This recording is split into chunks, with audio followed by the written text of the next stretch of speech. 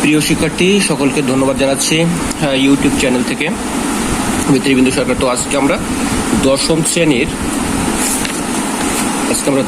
শ্রেণীর lesson 4 unit 10 lesson 4 থেকে আমরা একটু আলোচনা করতে যাব।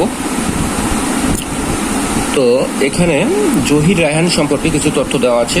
জহির রায়হান আমরা দেখি টেক্সট বুকে 139 পেজ নং 139 139 জহির রায়হান।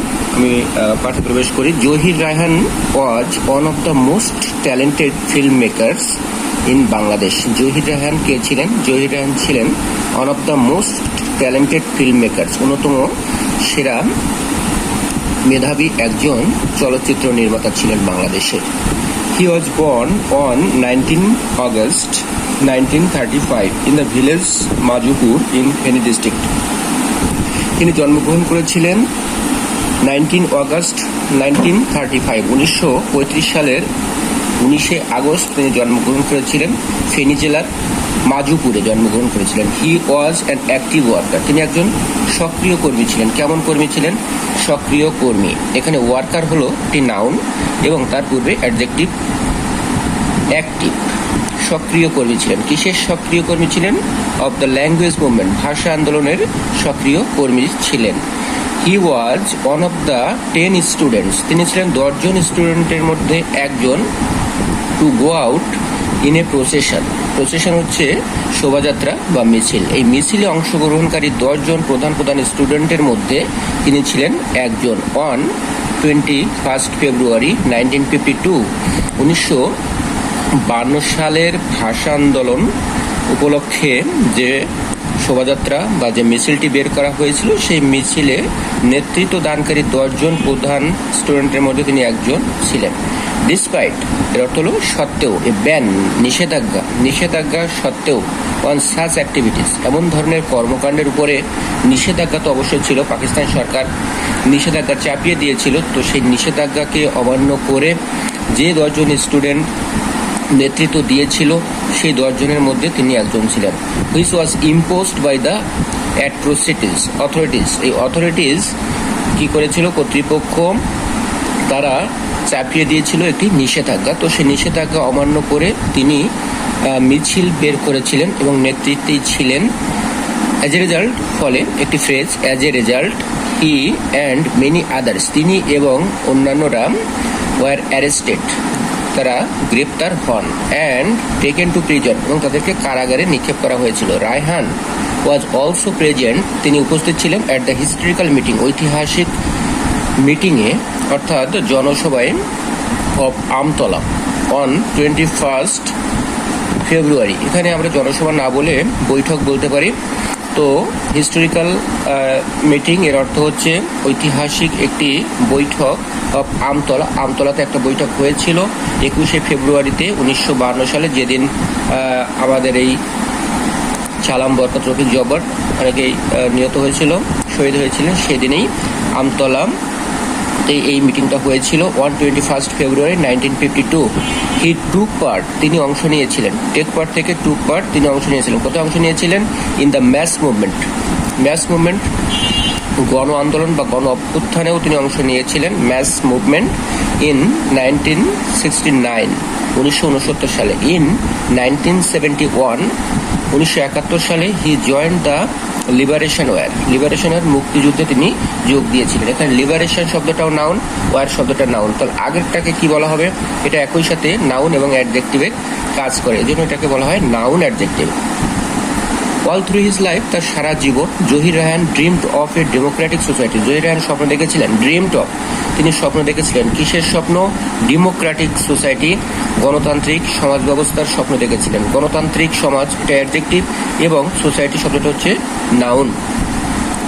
এই বিশেষকে বিশেষায়িত করছে ডেমোক্রেটিক শব্দটি। কেমন ধরনের সমাজ সেটি? এ সোসাইটি, একটি সমাজ that would ensure freedom of speech, যেটি নিশ্চিত করবে। ফ্রিডম অফ স্পিচ মানে বাক স্বাধীনতা, কথা বলার স্বাধীনতা যেখানে নিশ্চিত হবে, এমন একটি সমাজ ব্যবস্থার স্বপ্ন তিনি দেখেছিলেন।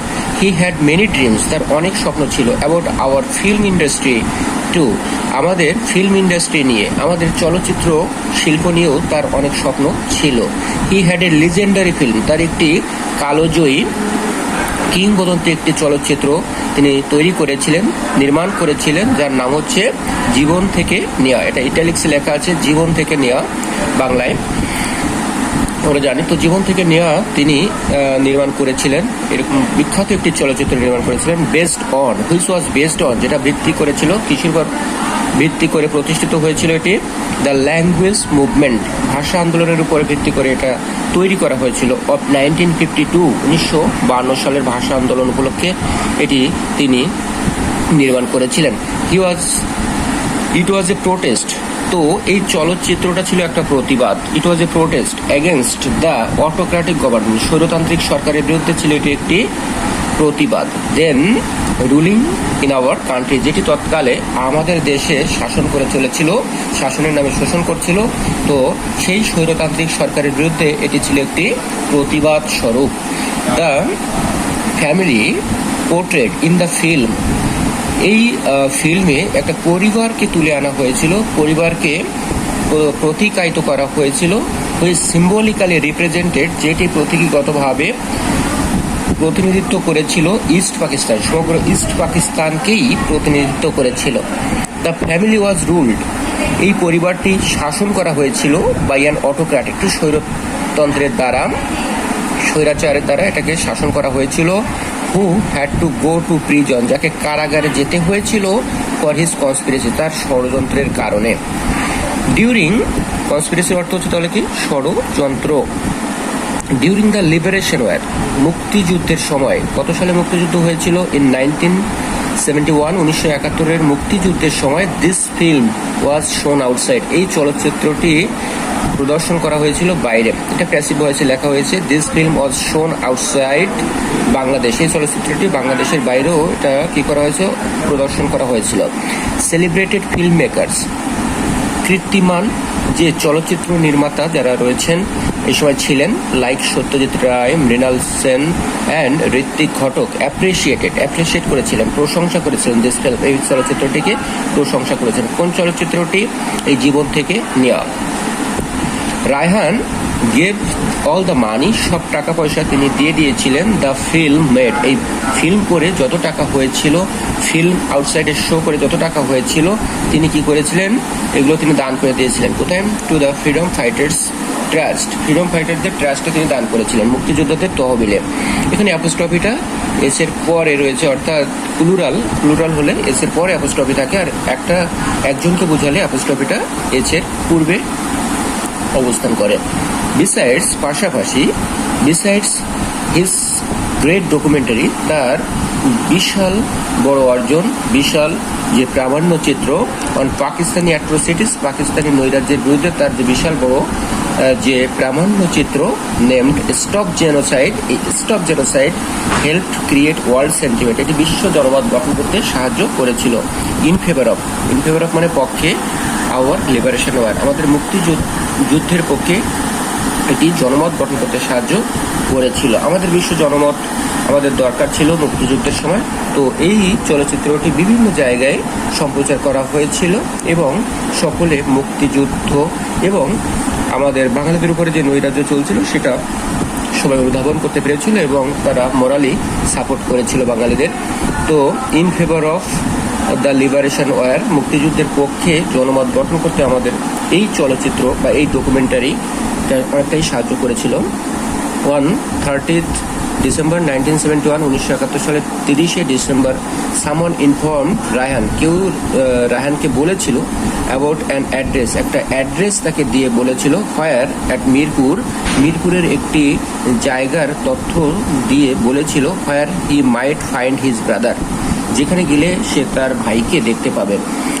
তার ভাই কে ছিল? তার ভাইও ছিল একজন বিখ্যাত লেখক, the famous writer Shahidullah Kaiser, তার ভাইয়ের নাম ছিল Shahidullah Kaiser, who had gone missing, যিনি হারিয়ে গিয়েছিলেন ফ্রম 14 ডিসেম্বর 1971 সালের ডিসেম্বর মাস থেকে তিনি নিখোঁজ ছিলেন। Kaiser was captured and kill, কায়সারকে ধরে নিয়ে যাওয়া হয়েছিল এবং মেরে ফেলা হয়েছিল by the Pakistani army and the local কোলাবোরেটর্স।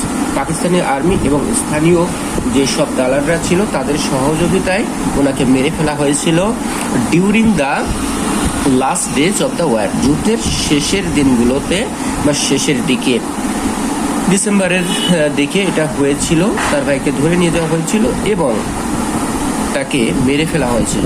তো এই খবর শুনে অ্যাকর্ডিংলি এই কথা মতো রায়হান লেফট হোম, তিনি ঘর ছেড়ে বেরিয়ে যান to get his brother back, তার ভাইকে ফিরিয়ে আনার জন্য। বাট হি নেভার রিটার্ন, কিন্তু তিনি কখনো ফিরে আসতে পারেননি। Zahir Raihan's dream was fulfilled, Zahir রায়হানের স্বপ্ন সত্য হয়েছিল, সত্যে প্রতিপন্ন করা হয়েছিল এবং এদেশের অগণিত মুক্তিযোদ্ধা এবং সকলের সহযোগিতায় তার স্বপ্ন সত্য হয়েছিল। বাট ইটস এ পিটি, এটি একটি মর্মান্তিক বিষয় that this dreamer could not live, তিনি জীবিত থাকতে পারেননি, বেঁচে থাকতে পারেননি to see his dream come true, দেখার জন্য যে তার স্বপ্ন সত্য হয়েছে এটা তিনি দেখার জন্য আর অধিক কাল তিনি বেঁচে থাকতে পারেননি। তো আমরা জহির রায়হানের উপরে যে আলোচনাটা রাখলাম আজকে, আশা করি তোমরা এর থেকে অনেকটা উপকৃত হতে পারবে। তো আমরা পরের অংশে আমরা এখান থেকে সিনোনিম, অ্যান্টোনিম এবং আরও অধিকতর প্রশ্ন এবং অবজেক্টিভ এগুলো আমরা আলোচনা করব। তো আজকে পর্যন্তই।